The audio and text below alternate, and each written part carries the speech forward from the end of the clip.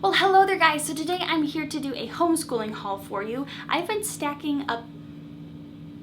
Hello there guys. Today I'm here to do a homeschooling haul for you. I've been stocking up on some homeschool basics. My oldest daughter, some of you may know, is 2.5, but this coming fall we are going to already be starting some more I use the word curriculum very loosely. I will link up above my first homeschooling video that I did. I talk about how we're doing a mixture of traditional homeschooling with unschooling.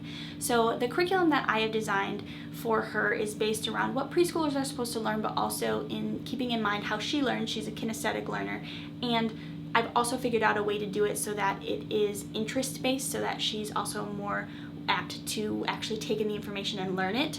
So if you guys want to see a whole video on that and how I'm doing her preschool curriculum to keep it also geared towards unschooling but mixed with some structure, let me know down in the comments. I'll do a whole separate video on that. But I had just kind of started stocking up our real basics. Some of these though are also for the summer, but I will get into that in a little bit. I'm just gonna hop right into it because there's a lot to talk about and a lot to show you guys. These fun items right here.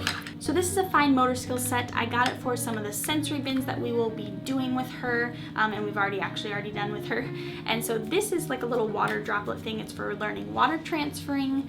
This is like a little grabber. This is another type of grabber. It's a little bit of a different grasp, and then these are like big tweezers basically. So next, I'm not really sure if she is going to actually be doing some writing with pencils yet. I really don't think she will be, but I did get these because it's going to be a basic that we need eventually, and they were inexpensive at the time. I'm not sure if they still are though, but they're just like some basic number 2 but bright color fun pencils. Right now Revelyn is learning letters with tracing with her hand, and then also with her wipe away books that we have with Usborne. That's mainly what she uses right now, so I'm not sure. In fact, actually I'm kind of sure that she probably won't use these yet, but I did stock them up because they are a basic.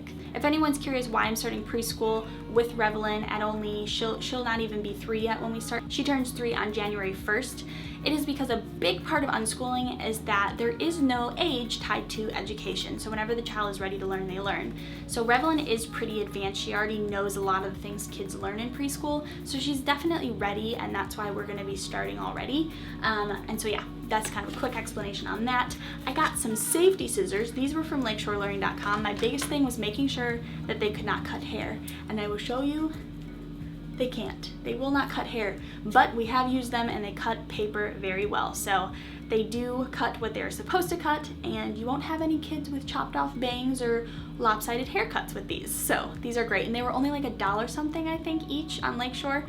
Very inexpensive. You can't do projects without glue, so of course I did get 2 things of glue. I might be using one of these for sensory bottles. I'm going to be making some educational sensory bottles for Revelyn and Arianna. If you guys want to see a DIY video on that, let me know down in the comments below. But I've also gotten some other supplies for that, so I might not actually be using these. But either way, it will get used. Next up is water beads, or more commonly known as Orbeez. That's like the main brand. This is just an off brand that I got. This is for sensory tables, and mainly though for our sensory bottles. So I did get these as well. Another sensory bottle item that I got are these white paper clips, so you guys will see how I use those if I do that video. And another sensory bottle item is these little Lumi bands. These are normally made, I think, to use for making bracelets, but I'm going to be using them for something interesting for the sensory bottles. So I'm making a bunch of them, I think like 12 or 13. It's going to be a big project. And of course it would not be a preschool homeschool haul without the Dab-A-Dot markers. These are called Do-A-Dot Art. I got these from Lakeshore Learning. Since she has all of her basic primary colors and like crayons and stuff, and she already knows those, I decided to get her some more fun colors in this, and she's already had fun with these. I had fun with these, so definitely recommend these if you have toddlers. Not super exciting, but I also got 2 big packs of white construction paper, because there's just so many things you can use them for in homeschooling and just projects or just fun in general with toddlers and kids. So I needed those. Another sensory bottle item is this glitter here. So my kids are too young to trust them with glitter for projects right now, but also in the future they will probably get to use this because this will last quite a while, several years I'm sure. I just kind of figured I'd include all the sensory bottle stuff too in this, and so yeah, got that. And more construction paper, 500 pieces of colored construction paper to be exact, because you can just never go wrong with too much construction paper. one of my favorite items right here. These are called color palettes. They're good for the kids to explore the world in color and to also learn color mixing. If you specifically want them for learning color mixing though, make sure that you check that the color paddles, that the opacity is correct on them so that the kids can actually learn it.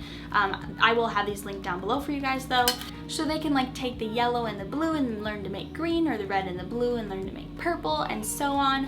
Or they can just look through them like I can make you guys look through and see the world in different colors, which is pretty cool to like take them outside and just let them look through and see the world in another color. It's just a fun color exploration item and not super expensive either. Okay, the last item is this table and these animals here. These are by Schleich, I think it said. It's a German brand. They are just realistic looking animals. A lot of you guys know I'm not crazy about plastic toys. In our parenting life in general, we also lean towards more of a Montessori approach as well, and what's big with that is making sure that their toys are more realistic. So we've always had the Hape wooden animals, which I love. However, all the animals are the same size, they're not very detailed either, and they are not nearly as versatile as these guys are. These are kind of expensive. They're more of an investment for sure. They do last a long time and they have a much higher resale value than some other toys do. I only got sea animals first because of our current season mainly. We're in summer, which means that she can learn to play with these animals more in their like rightful location. So she can take these out into the pool, she can take these into the tub with her, and then there's also this table right here, which is from IKEA. It's the Flissat line or something like that, and you can see here that this opens up and you see those little beads in there. So this table isn't advertised as a sensory table. However, it very much so is a sensory table, and it's awesome. So both sides have those inserts. This side specifically has two smaller compartments. They have a few different storage container sizes that you can put into the table. And so on this side we have some coloring stuff, and on this side we have the sensory table right now.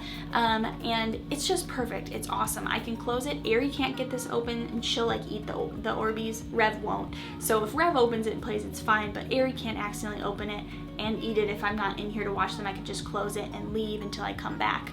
So it's really an awesome table. I love it. The girls are loving it. Rev is obsessed with her sensory stuff. And we've been doing some themed sensory play too, and one of the first ones that I had planned for them was a sea life animal themed sensory box. So I got the blue Orbeez and then I got these Schleich animals, and we're gonna be slowly building up to have all of the different types of animals too, but these are the first ones that we got. And if anyone's curious, these are the chairs that we got for the girls. We have two of them, also from IKEA. The chairs are only like $6. They're really sturdy, and then we got the covers for them, which are also sold at IKEA, and they were $5 each. So we just paired those with the table.